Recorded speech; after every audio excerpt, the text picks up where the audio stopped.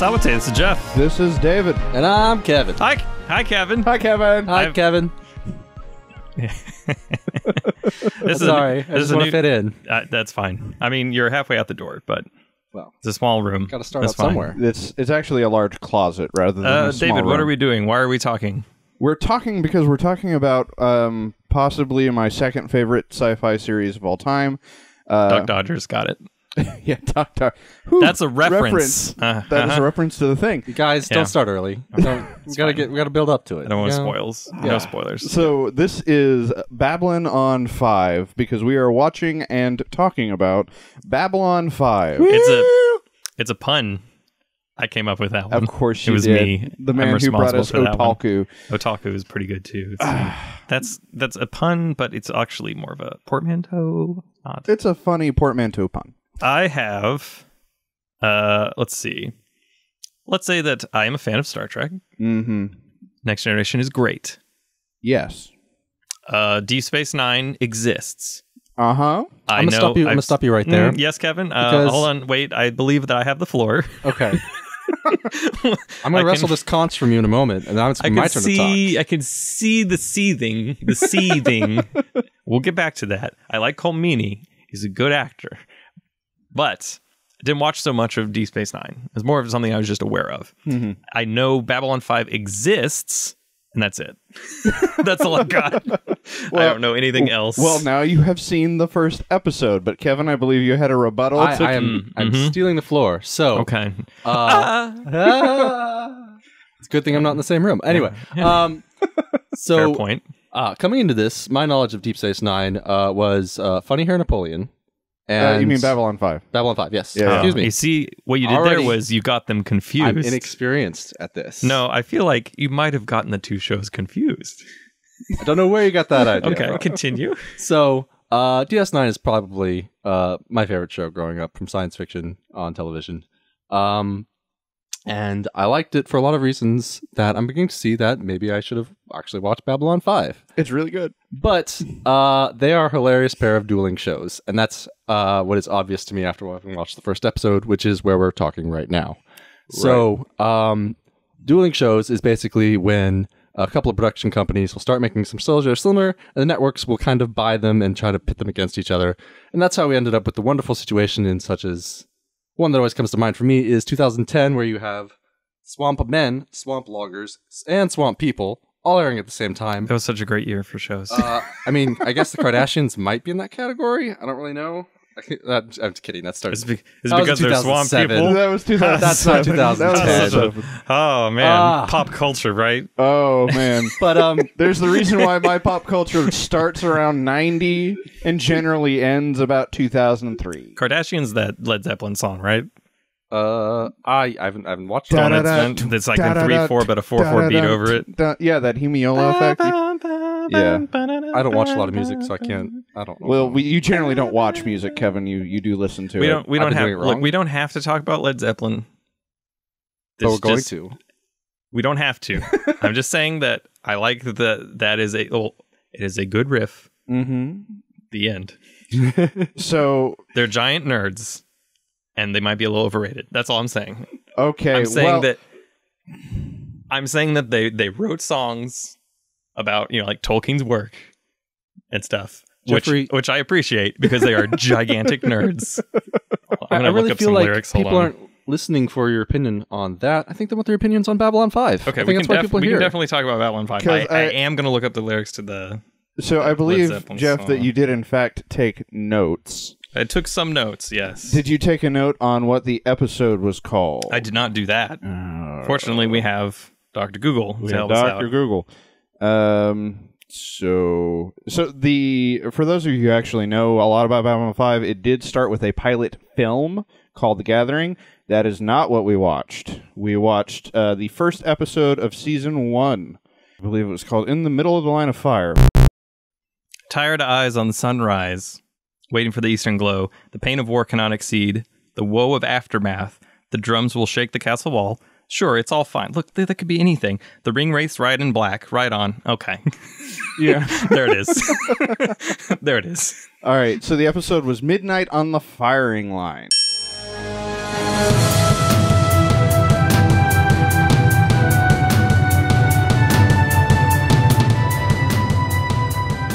So this episode essentially sets up a lot of the characters, gives you a pretty good idea of how a lot of them operate, but also sets up a couple of things that, if you know Babylon 5, you're like, oh wait, they set that up in the first episode?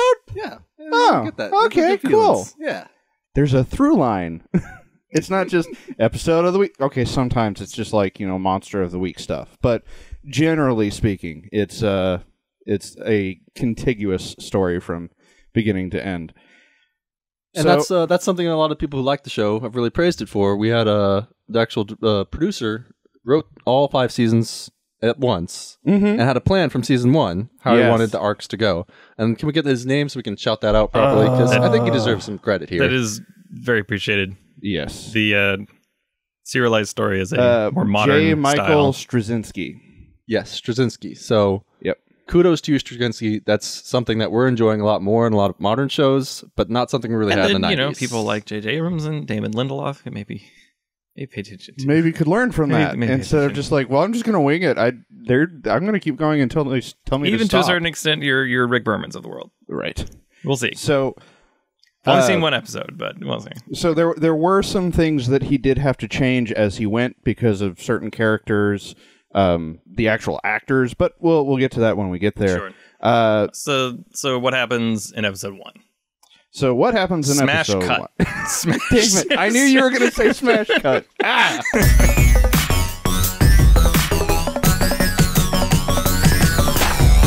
Why don't we just start with a list of all the characters? Maybe if viewers would go along with us and watching the show as we do, this could be a little helpful for them. So, All right. Well, first of all, what is Babylon 5? Ah. Babylon 5 is the 5th and final Babylon station, which is a space station that is essentially not single species run. It is run by the Earth Alliance, but it is open to all species. Whereas in most stations, are just like, this is the Centauri station, this is the Membari station, this is the Narn station. I just threw out 3 proper nouns. My And you God, did a good I'm job. surrounded You by did a straight nerds. face. There's a bunch of nerds Now, in this room. Yeah. This station happens to be conveniently located to certain wormhole-like. Some wormhole-like things, some sort of transwarp, So those would hyperlight be conduits. those would be jump points. Jump and- points. Oh, that Though they're artificial. I mean, to be fair, they're probably they're- installed after the station was jump there. point is it's different. It uses different the different letters. It's not the same. No. So Definitely- it's definitely different It's word. still different. super duper wormhole technology. Oh, You definitely open a that. wormhole, you go into hyperspace, and then you jump out at a different point. Now, if you're in a big enough ship, it'll just make the wormhole. But in smaller ships, like the strike craft, you have to use a gate. You can't just do it yourself. To put it into terms that I can understand, this is the Citadel for Mass Effect, and the warp gates are Mass Effect relays. Except, imagine if the Normandy didn't have to use Mass Effect relays, because it's big enough. Okay. It could just do it on its own. And to put it in my words, it's Deep Space Nine, and there's a wormhole next to it because Okay. it's the pilot. So Also, it's similar. there's no gods inside of it. It's a little different. It's going to be a little adjustment for me. Wait, hold on. Now, I haven't seen the rest of the episodes yet. We're so you don't need, only you on can episode neither 1. confirm- There is room. We'll say that in the first episode, there are no explicit gods hidden inside the station of Babylon 5. So the main tension of the first episode is the fact that, and this is what the episode opens with, the Centauri planet. Now you described the Centauri as... The Centauri. Okay, so imagine you're going to a mall, and you want to get like a stupid gag gift. You shouldn't actually do this, but imagine you wanted to. Where would you go? I do this all the time. You go to Spencer's Do Gifts. Spencer's Gifts. Yeah. Get one of those little electric lightning ball little things. plasma ball things. Like what the villain had in the Yeah. Super Samurai Cyber Squad. Sure. Okay. That sounded like a real thing. It was super I believe. wise. I had You know toys. what? He said. He said it with conviction. I'll let that one go. Imagine if you just put your hands on that for a while, and your hair just goes crazy. Another good And then there you descriptor. go. That's the Centauri people's hairstyle. So Spencer's Gifts. Another way of thinking about it is if you've ever watched Ancient Aliens, George Tsoukalos, the guy who's the meme where it's the guy with aliens. Yes. Okay. It's his hairstyle as well. Understand. Yes. So That is my least favorite show. We've gone from my favorite show to my least favorite show in the same conversation. well, aesthetics. I cannot stress how indifferent I am. to it. So Well, right in the middle. Could you try to stress? I can stress how indifferent I am. Okay. It kind of sounds like this. Okay, fair enough. I think it's So it starts with Also, they look like Napoleon a little bit. Oh, yeah, Like, it's space French. Bad Hair Napoleon. It's Bad the Hair way to Napoleon, think about yeah. it is if you've ever seen the music video for Fantastic Baby. Which is a great music video. Which and is a great music we've video. talked about this before. I guess technically this is like a new project, but I feel like our feelings, at least me and David, our feelings on Korean boy band Big Bang Yeah. are well known, and they are great. Okay, back So in Well, that back music, to nerdy science I'd fiction. like to say, meh. okay, well, Kevin, you can be Just wrong. emphasizing, it's fine. But so in that music video, there is one of the boy band members, one of the ones who raps, looks kind of like a blue-haired Napoleon. It's his style. Yeah. So it's a lot of garish vests and coats. Everybody's vest game in the show is very much on point. It's on point. I will say that Big Bang, the guy whose name I don't specifically know, he did pull off the Napoleon vest better. I'm just saying, it kind of works for him. This is the first episode. Frozen- you got to Frozen give Napoleon. Ambassador Malari some time. You Even- have to get again- invested. Sure, So It's like- so the it's like a episode vest, like you wear. opens. Let me get here. Uh-huh. The episode opens with the Centauri planet of Ragash 3 being attacked by the Narns. The Narns look kind of like some weird lizard people with red eyes that have mottled skin on their backs, on the back of their heads. Otherwise, they're brown. It's the Darmok aliens mixed with the Cardassians. Okay, sure. Uh-huh. I will say their ambassador has some of my favorite lines in any episode ever, much like grind the Centauri's bones into little flutes for Narn children. That's pretty good. That was Now, a good line. That's a great line. That does happen later in this episode, but we'll say that I was a fan of the Narn ambassador. So Jakar is the Narn ambassador. He and Ambassador Malari are, as far as I'm concerned, two of the main characters. Like throughout the whole, like they're way more important, and I like them both a lot. Also, let's get back. So it starts with Ragash being attacked by the Narn, and then smash cut. Some great. No, first of all, they're being attacked. There's some really, really good, like top tier, cutting edge, like great early 3D reboot ass looking spaceships flying around. Also, they're not X-wings; they're just X-shaped. You know, they could be anything. Well, it's because it gives you a lot of maneuver, whatever. Wait I don't until think you you should see get some of the later crossover. ship designs. By the way, Babylon 5 is a Kevin, you're rotating fired. tube. Kevin's fired. What do you say? No, he's fired. It doesn't matter. Kevin, what did you do? I don't think I did anything wrong. That's my story. It's too bad that you can't hear what he's saying because he's fired, and we deleted him from the call, which is not. It's not a call because I can see him. He's right Whatever. there. It feels like it. I'm in another 99% room. of the time when I'm talking to you, it's a call. This particular time, yes, We're we're literally in the literally same in the room. same meat space. It's weird, That helps. but yes, So, spaceships. They are. They have a look to them. Now, the look is Descent. yes, the look is basically Descent, or A little bit more rounded, but maybe a Descent. little bit round. Actually, it's really close to if you took Homeworld and just played it on a CRT. Okay, I can see that. There's a lot of sick lens flares. There are plenty of awesome lens flares. It's got its own aesthetic. I think I'm going to warm up to it. It does seem a little strange right now. We're used to a Trek universe where things have a different feel. Extremely corny, But, looking. you know, Yeah. It does make up for that with like an actual plot. yeah. It has a real plot, A cohesive which was plot very that exciting. has a beginning and an end. So the let's see. So the attack happens, then smash cut to Babylon 5. Is that where we see the intro? Not that I definitely spotted. No, we still have a few more characters to go Okay, through before okay. the actual intro. I'm pretty sure that Jeff Gersman So is working for the Centauri. So the Centauri ambassador is Ambassador Lando Malari. Lando? Londo Mollari, and It's his assistant, the Dark Souls thing, not the Star Wars thing. right? So his assistant is Veer Kato. Now you can tell how important Centauri is by the level of size of their hair. Okay, the craziness factor, So sure. Veer's hair is very small, so Veer is not very important. Yet. Okay, we're veering off topic. Time for extensions. I'm just saying There there's is a- nuance. Sure. We also have. Oh yes, we have not Dax. I forgot about not Dax.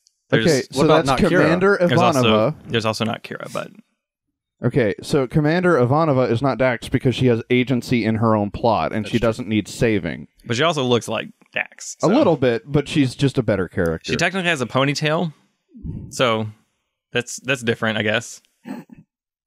Yeah. She's it a is. better Also, character their than Dax. also the Babylon 5 uniforms are better looking than the. I'm just Oh saying. yeah, Like they got this like real classy leather thing going off the shoulder. It's 2 thumbs up. Moving on.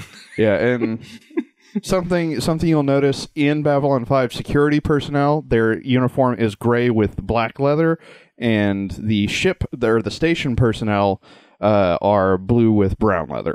Though, if you watch really closely, they still kind of ride up on you when you're sitting down. So sometimes when you stand up, you have to do a little Picard maneuver. Pull it down, make it look crisp. Mm-hmm. Maybe you don't have a belt. Maybe you don't have a waistline because it's a one piece. But still, I gotta pull it down. believe the pants are actually overalls. They go up. Ambassadorial onesies is what you're describing. But yes. Your formal onesies, Formal for onesies. diplomatic purposes, Right. And then you have your, regular Yes, onesies. there was the intro did happen before non-Dax was introduced. Okay. Sorry, back up a little bit here. The intro, let's say that it doesn't have quite the same je ne sais quoi as like a Star Trek. You know, Star Trek is a very famous intro about exploring, and there's something about going places that no one's been before, something like that. Who really knows it by heart? Like it's so.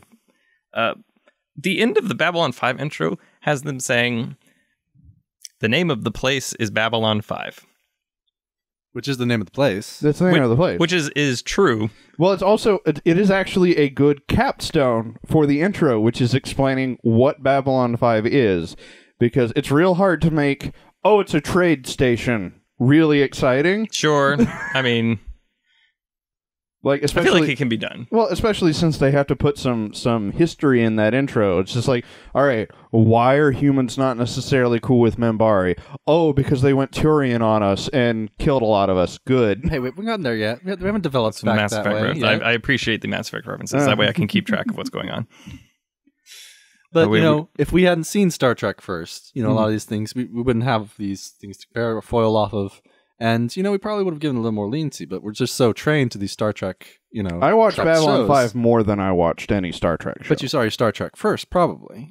And I think that's probably true for most of the audience. So I think if we were really That's true for objective David. and didn't see anything and You weren't see, seeing through that's colored true for eyes- the audience that had our growth, but Mhm.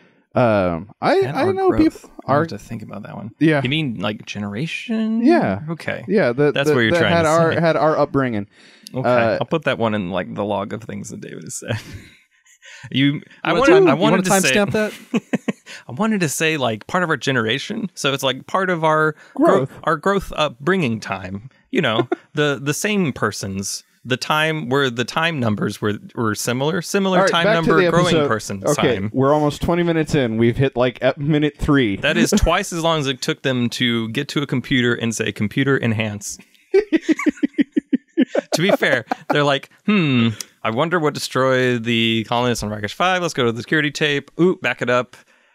Enhance.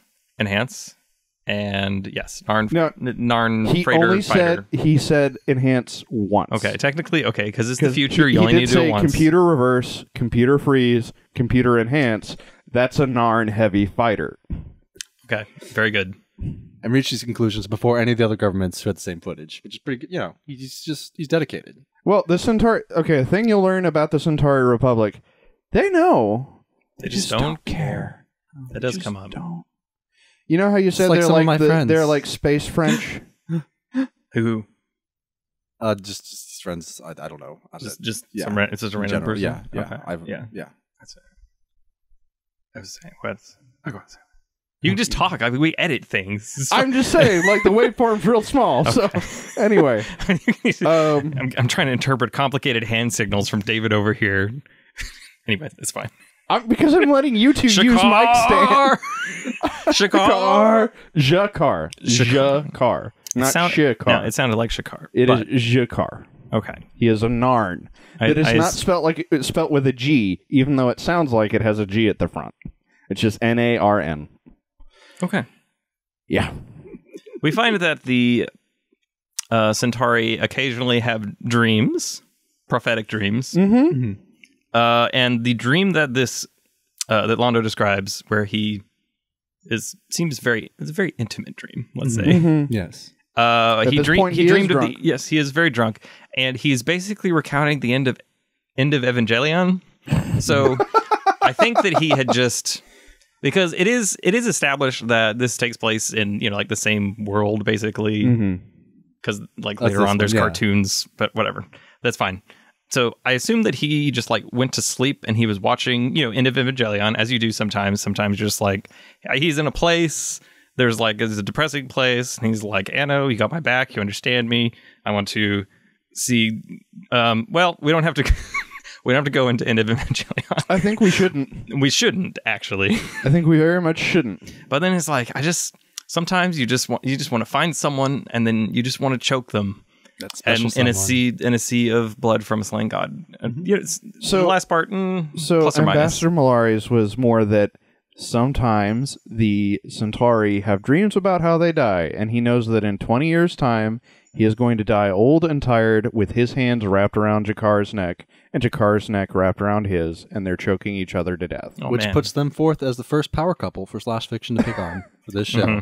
That moment where they talk about that. Speaking of power there's couples, a number of times in this episode where the darkest timeline, the Tumblr timeline, starts. Mm-hmm. It's definitely an alternate universe that happens from this and a few other scenes. So something I should say, this show is not as popular as Star Trek, is evidenced by the fact that we have to watch it in SD, because it has not been up-dredged. And there were a couple times when the streaming couldn't keep up with 480, so it just bumped it down to 144. Yeah, there was some old internet style, the first YouTube video ever loaded into the YouTube servers kind of blocking this, yeah. But the internet was actually kind of pivotal in the way this show progressed. If you go back and look up some of the resources, there's big forums and stuff that came out along with this show. So there's really a big internet community that was going on that was actually getting actively engaged by the people producing the show, which is pretty cool. Mm-hmm. It's one of the reasons why I think it has endured in a lot of people's minds, because Kevin, you know the people that we do D&D with. I don't know what you're talking about. Oh my god, I'm surrounded by nerds. So I was at a party. I was at Glenn's. Glenn had his birthday party, and he played without me. That's what you're trying to tell me. No, we didn't actually play D&D because God, it's so hard to get that stuff together. Jeff knows. Yeah, I don't know what you're talking about. I don't DM things. I've never done that before. Right. There's no internet evidence. Now, I did make an entire website that did, using Google Sites. It's great because it's free. It was just a way to work in the 5th edition rules into our own personal world. You could go there. You could look at the histories of, the versions of hybrid species, your half orcs, your half elves, whatever. You can see it's all there. It's all there. It's a resource. It just takes a lot of time. Anyway, there were a bunch of people there that I had never met before, and we ended up having a very long and detailed discussion about Babylon 5. Mm-hmm. So it's stuck around in a way that Deep Space Nine, I feel, hasn't. But that's just because I don't talk about Deep Space Nine with people. Well, maybe because you won't talk to me about it, even though I'm constantly asking to. Well, because I have seen 4 episodes of Deep Space Nine. Is my understanding that Kevin is a fan of Deep Space Nine. Mm-hmm. Well, it's my understanding that the entire point of this podcast is let me talk about Deep Space Nine, and I think I'll get that chance, and I'm happy for that. As a backdoor Deep Space Nine pilot, because that's basically what Greatest Generation is doing right now. So they're currently going through Deep Space Nine. We're like, no. Okay, well, we don't want to veer. We don't want to veer. Huh? It's like the guy, right? Veer Kato, yes, yep. We don't want to veer too far, so maybe we'll just do Babylon 5, something I literally know nothing about. And we'll just end up talking about Star Trek or Mass Effect, or to be honest, right? There's some of that too. So, seriously, if you want to think of Minbari as less scaly Turians, you're not far off. Yeah, they're basically Durians. They're more focused on honor than they are military, but it's that same kind of thing. So yeah, the Venn diagram is pretty close. It's pretty close. There's some differences. The Membari are what you would get if you mixed elves plus the Turians. Londo has some very high quality, like intro to Saved by the Bell's 90s polygon vomit pillows. I'm just saying that.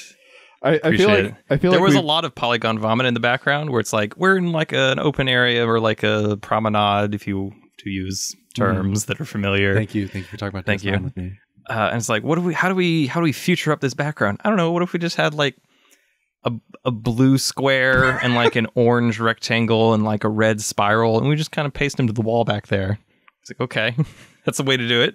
When we get to Babylon 5, the station, we are introduced to Ivanova talking to Station Security Chief Michael Garibaldi. Who looks exactly like Dan Aykroyd. A little bit. If you want to know what he looks like, think of Dan Aykroyd. That's what he looks like. Asking about the captain of Babylon 5, which would be Captain Sinclair. Because he can't find him and yada yada. They talk, and then you're introduced to Ambassador Malari, and then you're also introduced to Vir Kato, his assistant. I believe that was the order. Sure, it was something like that. All It was not Dax, Dan Aykroyd, and Jeff Gerstmann. Yeah, okay, I'm following along so far. All right. Now, there is a council meeting that is going to be convened. Right. Because they're going to try and decide what to do about the aggression. The Narn aggression. Yes, the Narn aggression, as it seems to be at this point. There is a white light that talks to the captain. Okay, so that would be it looks dangerously close to a Muppet for a few minutes. So that would that would be the Vorlon ambassador Kesh. Now, I think we need to back up a little bit here. Jeff has a problem with Muppets and science fiction television because he's biased. He hates happiness and fun. It was a little There's too this great Farscape. show It was a little too called Farscape. called Farscape that me and David really, we really enjoy. It's up there on my favorite sci-fi shows. Yeah. Jeff, how do you feel about Farscape? I mean, I find that Farscape was fine when it was Stargate SG-1 Season 8. That was fine. It was fine. I like Claudia Black. I like lots of things she's been in. You like Ben Browder? Sure. I know who that is. He's fine. He's default human male, right? He's the one who replaced Jack O'Neill with 2 L's. Yes. Yeah. Okay. Richard Dean Anderson. There it is. Are we going to talk about SG-1? Like Alan Dean Foster? Well, I mean, we're talking about a lot of things. All right, our backdoor Stargate SG-1 MacGyver. Podcast, I was going to say MacGyver. our secret Stargate podcast has started. So Stargate SG-1 is a great show. No, we're not talking about SG-1. Mana tapping, fantastic. Yes. And no, we're going to talk about Michael Babylon Shanks is 5. also great. Oh, Michael Shanks pretty good. So anyway, that was the Vorlon ambassador Kesh. You'll learn way more about the Vorlons later. This is something I would say is a strength of Babylon 5, is that the captain walks in. There is some high quality, corny science fiction stuff going on with like the smoke machine. So that is to imply sure that it's gas, not breathable, not breathable atmosphere. I get it. And then you have like the puppet robot thing, and you have the white light talking to him, but this doesn't matter because it's actually very creepy. Yeah, because it doesn't immediately talk to you.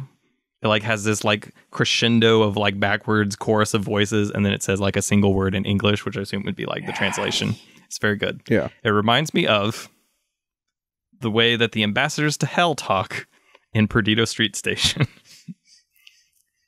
What is that? Yeah, why don't you tell us a little more about this? It's a novel. It's China Myville. I don't know how to say his name. But Myville, Meowvle. Okay. There's a very weird book. Mm-hmm. At one point, it's steampunk, so they're like, "Oh, we're so glad we have the technology. We no longer have to use blood sacrifices. We have modern steam technology that can open up portals to hell." There is an ambassador to hell that lives in the city. Mm-hmm. They go visit them because of plot reasons. It doesn't really matter why. They're trying to recruit them to do things, mercenary work. Mm-hmm. And there's like a very complicated series of rules that have to be followed when talking with the demons and the Hell Embassy, to avoid accidental contractual obligations. And every time the Hell representative would talk, said that there would be like a soft crescendo of like screams and yells and other torturous sounds that would kind of like rise up out of the walls. And then he would say something, which the narration in the book postulated was that the actual screams and the agonizing sounds were the actual ambassador, and that what they were seeing was just sort of like the puppet, if you will, at the end of the stick that was being contorted for their own benefit. It's a weird book. Anyway. Okay, so it's not quite that. Okay, so... So the light is the Vorlon. Mm-hmm. The suit is the thing he wears so he can go other places. And I say he... It's a spark. It's a Transformers. It's a spark, and then... Insofar as a ball of energy has a gender, they're all called he's, whatever. The races we end up getting introduced to specifically are the Centauri, which we talked about, the Narn. The Centauri and the Narn have a lot of bad blood because the Centauri essentially nuked a lot the Narn planet until it was more or less a desert. And the Narns fought back and eventually have rebuilt some of their planet. But this was one of the reasons why the Narns attacked Ragesh. Then you have the Membari, which look like regular people with a weird bone thing going around their head, and their ears are really low on the sides of their faces. Yeah.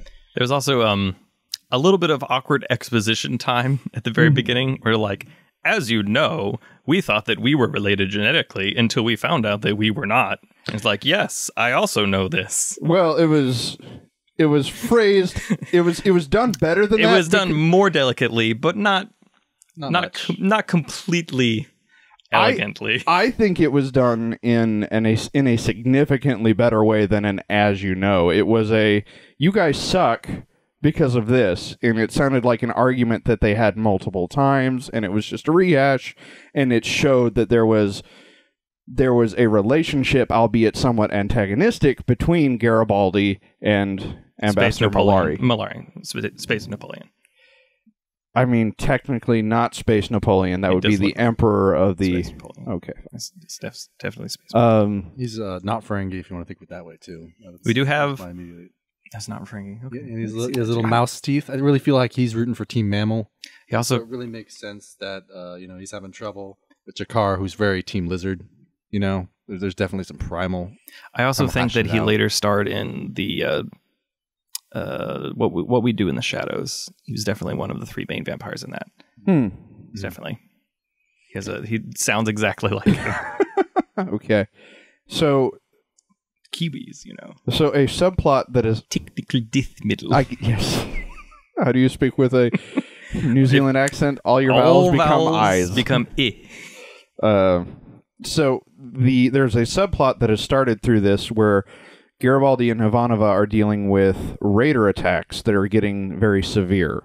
Now, there is an election going on Earth between the incumbent Earth president, Santiago, and the opponent whose name I have already forgotten. Maria, thank you. The senator who contacts Sinclair on the Babcom, which is the... It's Babcom. That is the communication system for Babylon 5. Babcom. It's a great name. Maybe it's a communication system for all of Earth. I don't know. Maybe just Babcom is really successful. Who knows? Sinclair was essentially told to vote to abstain because yada yada yada. We don't want to get involved. That was at the council, not to abstain for the presidential election. Right. Yes. So, abstain from the meeting where the council will decide whether or not to do sanctions or military action. Or, Earth didn't want to take political action right before an election. No, it's not that Earth didn't want to. It's that Santiago did not want to. Okay. That's something to keep in mind going forward. The Earth government is not the people of Earth, the same way the Centauri government is not the people of Centaur. I don't follow. This is the future. Why isn't there a perfect democracy yet? That doesn't make sense. I feel like there should be some sort of united sort of like coalition. That's not the right word. Maybe like planets, like a Senate, the United Senate, or some sort of federal, like the federal system, like a word that sounds federation. like It's a federation. Oh, yes, that's what I was thinking of. A federation of planets, as it were. But united. United. Yeah. No, that's not this. That for some reason still say USS as the call sign on the wait. It doesn't. Okay, it's fine. Well, yeah. Babylon 5 doesn't have that problem. That's better. true. Mm. That very small. I'm really problem. feeling attacked right now. Well, we'll bring it up at the council meeting. Okay. Yeah. Good.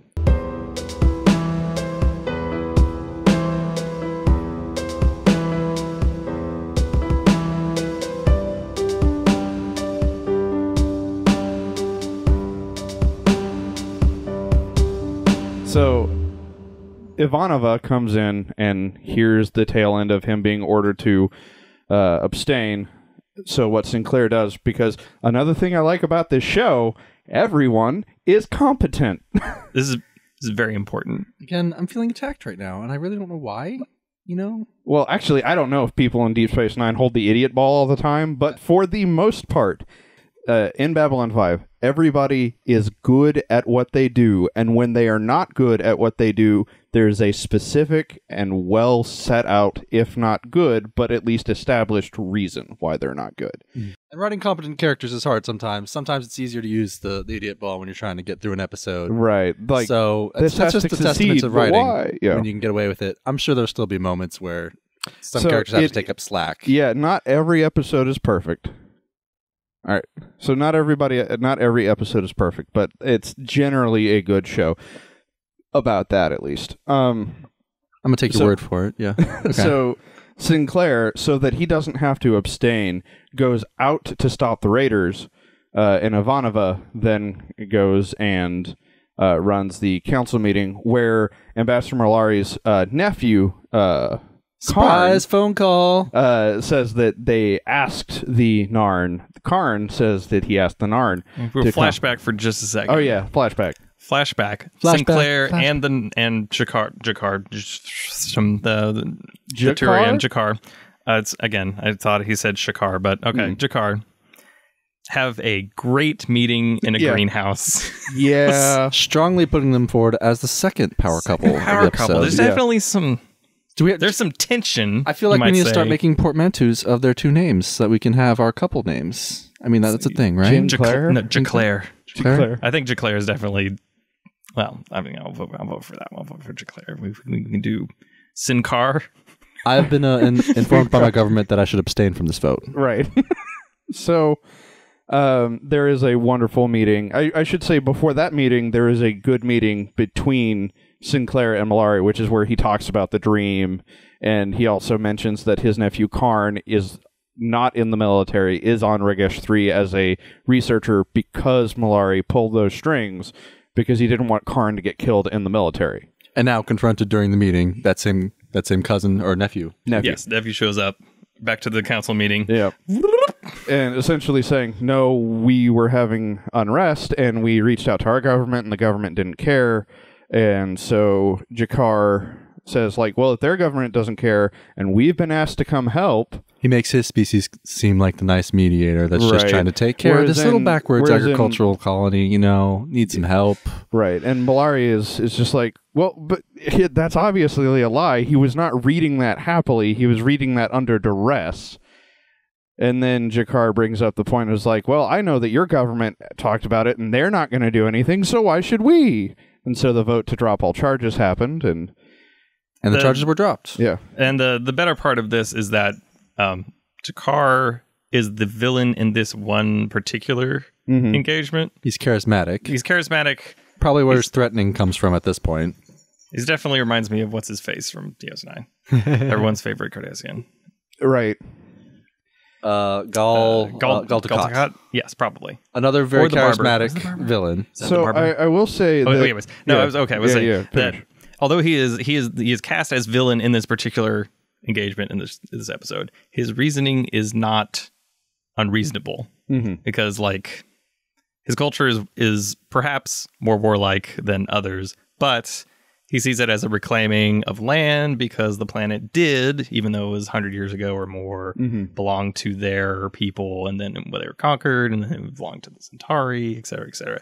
So it isn't just them being evil for the sake of, starting wars just because of I love war and killing people. There's a the thing understandable reasoning behind it. The thing to bear in mind in any dealings with the Narn and the Centauri is the Centauri pretty much almost completely wiped the Narn out, almost completely eradicated the species. When Bajor, Bajorans. I mean, remember, Deep Space Nine stole a lot from Babylon 5. There's a lot of good Star Trek mix-up. We're just going to shift all the roles around, For there's a little shuffle. For my sake, it's like the Solarians and the Krogans. I mean, kind of, except it wasn't like a genophage thing. It was literally, we're just going to kill all of you, which is why Jakar has the wonderful... It was good old-fashioned genocide, not... an engineered disease. So Jakar had a wonderful line because Malari does say we should have wiped you out when we had the chance. And Jakar was like, "Why did you get tired, or did you run out of innocent children to slaughter?" Just really good back and forth between the two of them. And then they had to have people hold me back, hold me back. I think that's why Napoleon stopped. Actually, as he ran out of children to slaughter. Right? Yeah. It was not a land war in Russia in the winter. No, it wasn't that at all. So it turns out that the Raiders were being supplied all of their new tech by the Narn, and Sinclair, who had gone out to stop the Raiders so that he didn't have to be in the meeting, so he didn't have to abstain,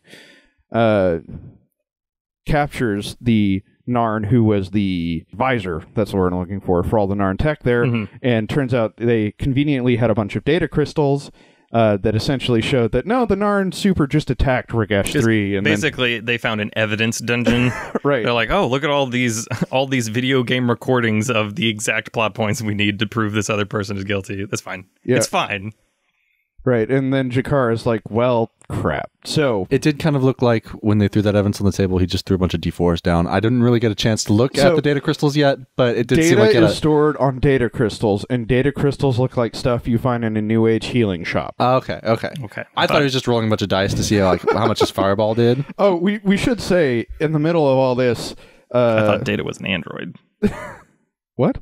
It was an android. It's all the data on the... Oh, God. All right.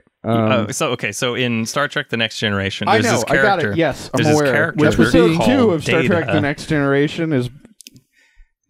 when they get the horny virus. Okay, we don't... Look, we don't even explain the horny virus. No, all right. We don't have to. That's for parents and children to talk about. Just go to Maximum Fun, listen to the Greatest Generation. It's a good podcast about that show. So Star Trek Next Generation will be in its 6th season. It hasn't yet concluded at this point in the series. So DS9 is just starting up, and Babylon 5 is as well. So that's what's coming on TV at this time. So people are... So at this point, Ambassador Malari has decided he's going to kill Jakar. So he assembles different parts of his room into a gun, and he is going to go kill Jakar, where he accidentally runs into the psychic, who we haven't mentioned until now. By the way, yeah, they're psychics. Yeah. Also, this is we Warhammer now. So the psychics are a part of Psi Corps, and she is the representative, and she's been trying to talk to Ivanova, and Ivanova's been avoiding her. Not necessarily important at Making this point. them the third power couple of the episode, I feel, because they're already having some communication difficulties, and I really feel like they're going to break through by the end of the episode and just talk with their hair down and really get to know each other as women. You know what's really great about Ivanova? It's really great is when her hair is up. Actually, she has that Dax quality. I was going to say something about Ivanova, but I was just I really see more of a cure in her, honestly. She's professional. All comers, oh it's fine. Oh my God, she's just a better character than those two. Really? They took the best parts of Ivanova and split them into different characters so they could have worse characters that weren't Ivanova. You know, that's why you have your own Tumblr account, so you can express opinions like that. You can even do drawings, I understand now. This is my apartment. This is the third darkest timeline that is split off from the first episode. So anyway, the psychic, whose name I can never remember, even when I was watching the show regularly, runs into Malari, realizes that he is going to kill Jakar because of a psychic impression. Psychosomatic. She touched his hand on accident, and then she had a vision. A vision of him shooting his gun. In a great scene. Oh right my towards, God. past that camera right. Just I love Jakar when you see him. Jakar just looks at the camera and goes, ah, like raises his hands up and just, ah. He was scared of the fourth wall. There was Get him. so much blood. There's no blood in this show. They didn't have ever. much for blood yet. There's no blood. There's no blood in this show hardly ever. Because the Narn is they had visible blood. It's the pilot. They spent all their money on the title credits. They spent all their money on so. the just wicked CG. That's true. By the way, the CG in this show has aged so much worse than I remember. Oh boy, It's not unforgivable. It's fine. It is jarring. It's fine for what it is. It's just I remember it looking a lot nicer. Let's say it's quaint. But the thing to remember, the difference is Star Trek, like they were filming physical things. Mm-hmm. Like they built a little Enterprise and then swung a camera around it. Not puppets, but small models. Calm down, Jeff. It is a model show. Yes. So whereas in Babylon 5, it's like it's all computers. Garibaldi intercepts Malari because the psychic told him, and he stops Malari from doing something stupid, at which point they have an exchange where he says, if you go for your gun, I'm going to kill you where you stand. They had a mask off. They were so masculine at each other. And then by the end, they're like, oh, let's talk about our feelings, and then they walked away from each other. Right. And then Malari did say, well, would you have killed me? And Garibaldi was like, yes. I'm glad I didn't have to, because there's a lot of paperwork. And then he walks away. And then there's like a funny little like...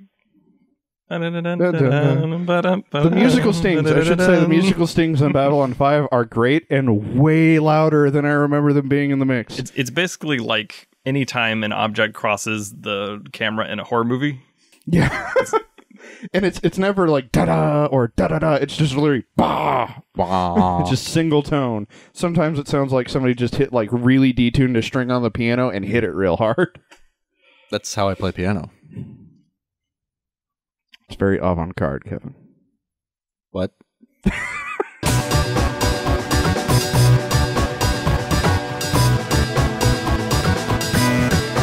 It's a continuous story, so there isn't like a conclusion. Mm-hmm. It's just like, okay, it'll keep going. All right. So the big takeaway is that the Narns attacked Regress 3 because there's a long feud. There were some raiders doing some bad things. Turns out that was Narn related. Ivanova doesn't like Psychor because she has a bar scene where she finally gets to talk about her feelings with the psychic, which is always an important thing to do. So her mother was psychic, and if you were found to be psychic, you were given 3 choices. You either join Psychor, you go to prison, or you take a drug for the rest of your life so that it deadens your psychic abilities. She opted for the drug, and it killed her inside until she killed herself. Does this pass the Bechdel test? The show? That scene. What do you mean? I think it does. I think it does. Oh, no. Yeah, it does. Yeah. Okay. Babylon 5 passes the Bechdel test. No, they talked about the man bringing the drugs in, so... Yeah, I guess so. It's ambiguous. Right, the man in the gray suit, which just represented the government. The G-man. Yeah. That's the thing about the show. The females in the show don't exist to be love interests. I'm so sorry, Jeffrey. Hey, that's all right. As a man, it is my prerogative on my own time to objectify whoever I want to. And you can't stop me. Even if it is the Vorlon Ambassador Kesh. Especially. So if I were to sum up, let's see, if I were to sum up the episode in 3 bullet points, which I've written here at the end of my notes. Yeah. It is social issues. Yep. War. Mm-hmm. Looney Tunes. Yep. Oh, so we should explain the Looney Tunes. Garibaldi has been talking... date night. He has a date night at the end of the episode. Well, he keeps telling these women, come to my quarters tonight and I'll show you my second favorite thing. Mm-hmm. And it turns out to be Duck Dodgers. Mm-hmm. And who does he get to join him but a character whose name I don't think either of y'all caught, which was Ambassador Delenn of the Membari people. Such a nerd. She's important. Not at the moment. She is eventually. She's one of the 3 main. She's one of the 3 main. The only indication representatives on the council, and we're given information that race was at war with humans sometime in the past. But they're very honorable. Little seeds. Okay, I didn't catch that was the same race because no, those are the Membari. They're talking. They're doing a lot of proper nouns and not necessarily saying like showing pictures of them at the same time and being like, all right, here's word association. This is what they are. They're talking about them mostly as people would talk about them. It wouldn't be like, as you know, the Minbari, and I have a picture. Yeah, I have a picture. Let me just put it up on the wall. It's like, well, it's funny that you think the Minbari are honorable, considering like your dad fought them in the war. It's like, well, my dad used to say that the best way to know somebody is to get them mad and fighting. It just doesn't seem like a very good honorable people. Doesn't seem like a very good parenting advice. I mean, Sinclair's got problems. It's fine, but he's still is a that good fine? captain. What? Is that fine? It's fine. It's Okay. fine. He's a really good station captain, so it's fine. Ends justify the means with that And parenting. at the end, it's essentially declared with 70% reporting in that Santiago has won the election and taken it again. Politics. Where it's important. Space. Who knew an incumbent would win? That's just so weird. Just science fiction. The big thing to take away from this is important, so I'm saying it. The big thing to take away from this,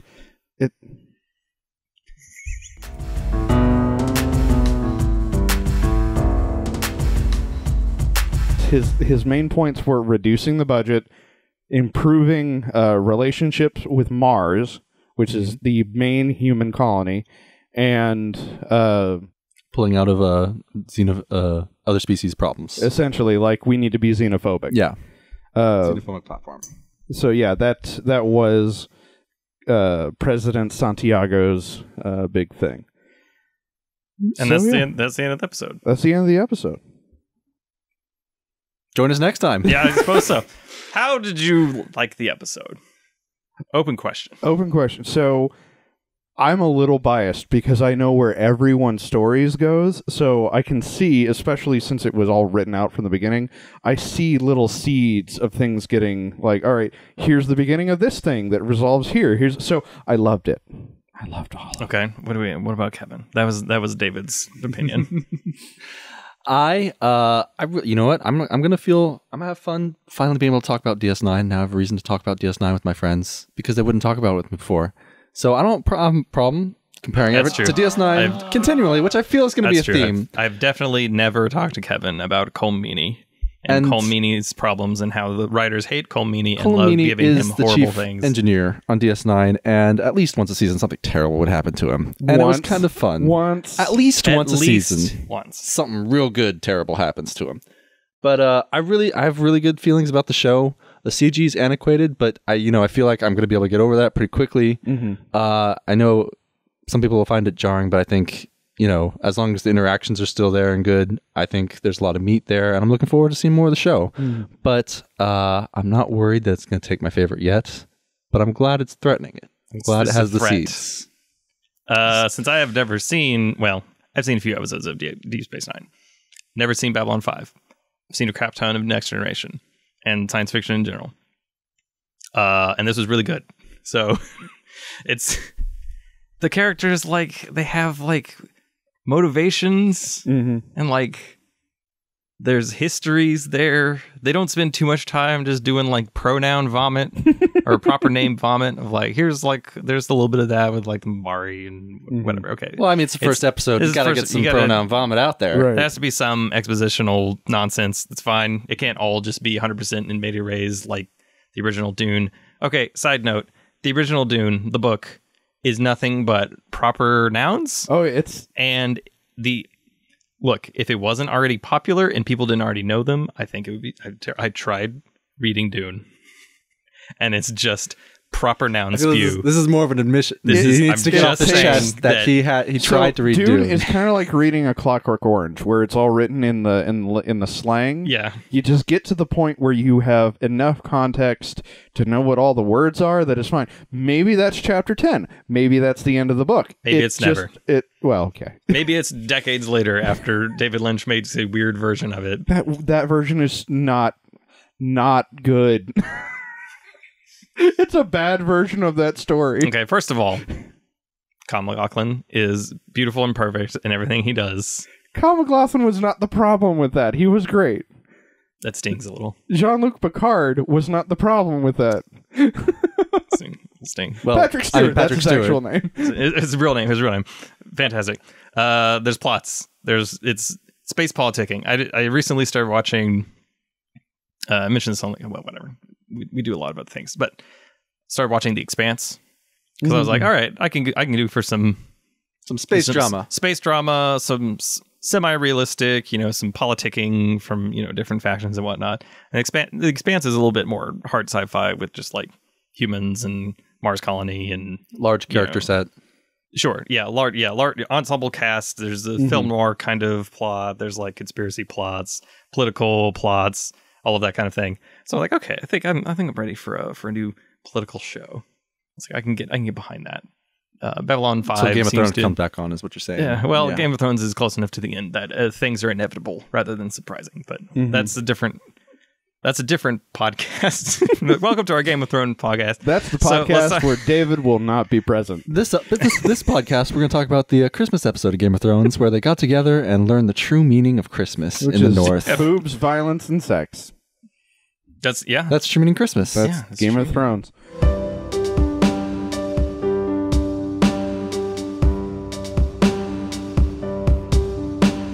I hate do you that have show a in that question? book.